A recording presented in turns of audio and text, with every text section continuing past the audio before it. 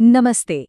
Indo Pacific क्षेत्र की सुरक्षा को लेकर आज के इस एक्सप्लेनर में हम एक ऐसे अभूतपूर्व कदम पर चर्चा करने वाले हैं जो पूरी क्षेत्रीय तस्वीर को पलट कर रख सकता है। हम बात कर रहे हैं जापान की। वही जापान जो हमेशा अपनी मिलिट्री तकनीक दुनिया से छिपा कर रखने के लिए जाना जाता है। उसने पहली बार अपनी मोगामी क्लास स्टेल्थ वॉरशिप का पूरा डिजाइन भारत और ऑस्ट्रेलिया के साथ साझा करने की पेशकश की है। सच कहूं तो ये सिर्फ कोई आम हथियारों की डील नहीं है, ये एक रणनीतिक मास्टर स्ट्रोक है। एक ऐसा कदम जो सीधे तौर पर चीनी नौसेना के आक्रामक विस्तार को काउंटर करने की दिशा में एक बहुत बड़ा गेम चेंजर साबित हो सकता है। आइए देखते हैं आज हम किन किन अहम मुद्दों पर बात करने वाले हैं। सबसे पहले बदलती समुद्री सुरक्षा के जोखिम। दूसरा, जापान की ऐतिहासिक रक्षा नीति में आया बदलाव। तीसरा, मोगमी क्लास फ्रिगेट की तकनीक।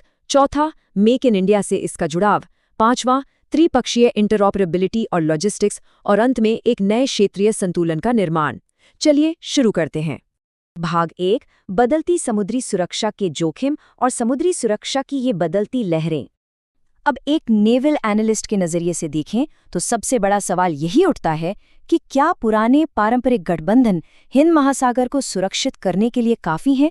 शायद नहीं। इस क्षेत्र में जिस तेजी से खतरे बढ़ रहे हैं, उसे देखते हुए दशकों पुरानी सुरक्षा व्यवस्थाएं अब एक लंबे समुद्री संघर्ष के सामने कमजोर नजर आने लगी हैं। इसे ऐसे समझिए, एक तरफ चीनी नौसेना का विस्तार बहुत ही आक्रामक रूप से बढ़ रहा है।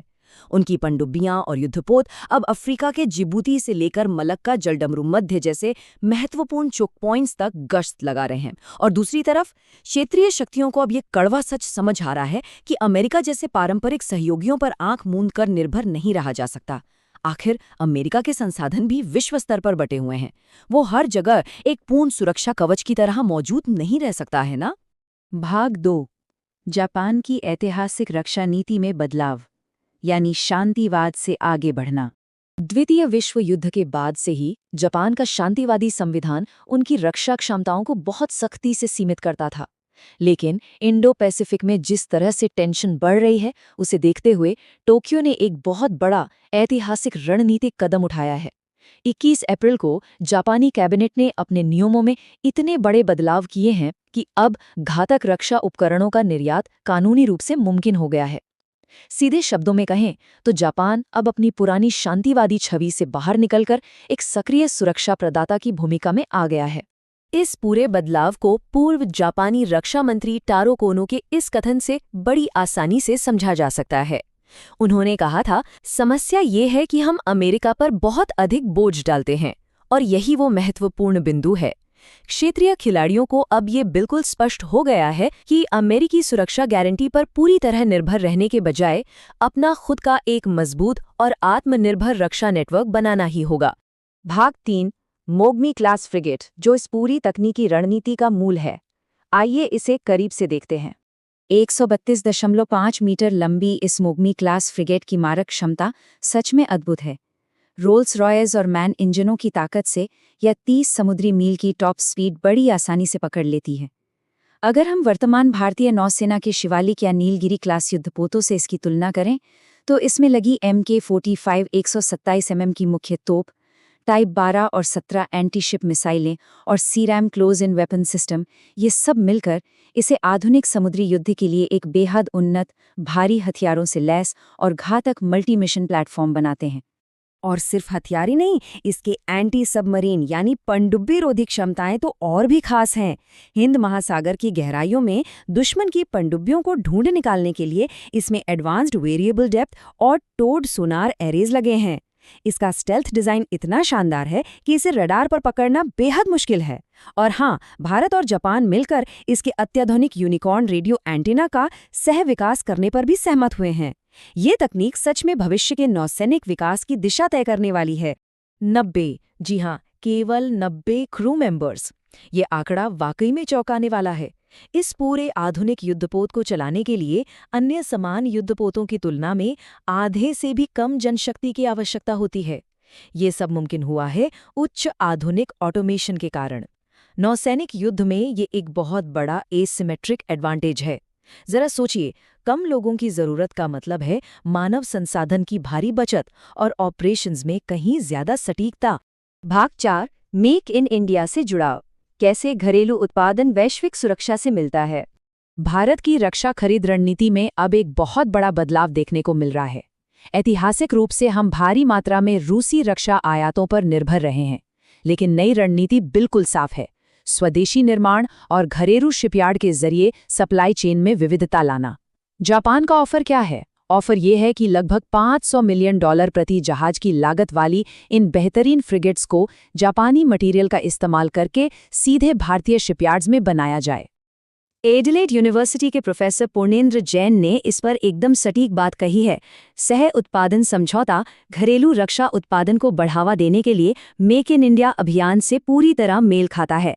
मतलब ये सिर्फ एक हथियारों की डील नहीं है, ये तकनीक का ऐसा हस्तांतरण है जो सैन्य आधुनिकीकरण को तो रफ्तार देगा ही, साथ ही विदेशी आपूर्तिकर्ताओं पर हमारी निर्भरता को भी काफी हद तक कम कर देगा। तो इसके नतीजे क्या होंगे? बहुत स्पष्ट हैं।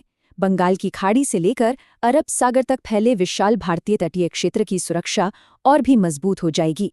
ये भारत को हिंद महासागर में प्राथमिक सुरक्षा प्रदाता के रूप में स्थापित करेगा।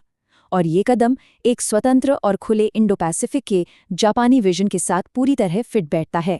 आज के समय में मजबूत समुद्री गश्त क्षमताएं रखना कोई विकल्प नहीं है, बल्कि ये एक रणनीतिक मजबूरी बन चुकी है।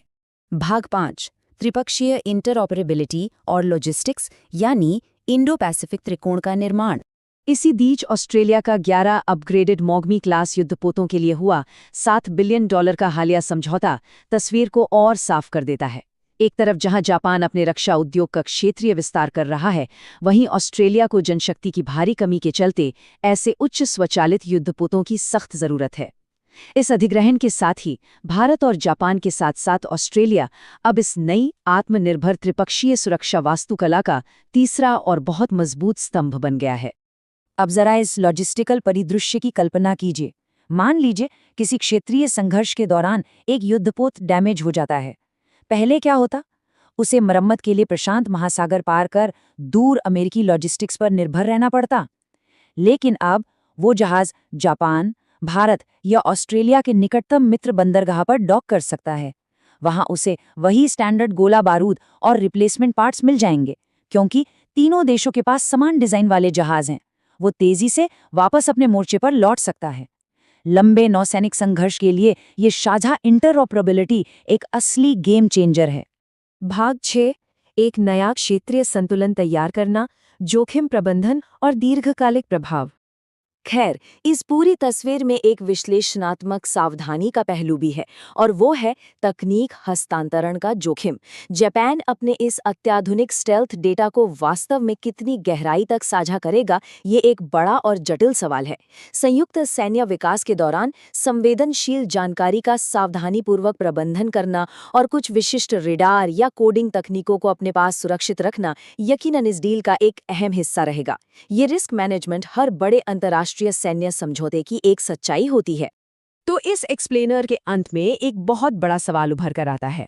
ये नया स्वतंत्र त्रिपक्षीय सुरक्षा ढांचा एशिया में पारंपरिक महाशक्तियों के प्रभुत्व के भविष्य के लिए क्या मायने रखता है?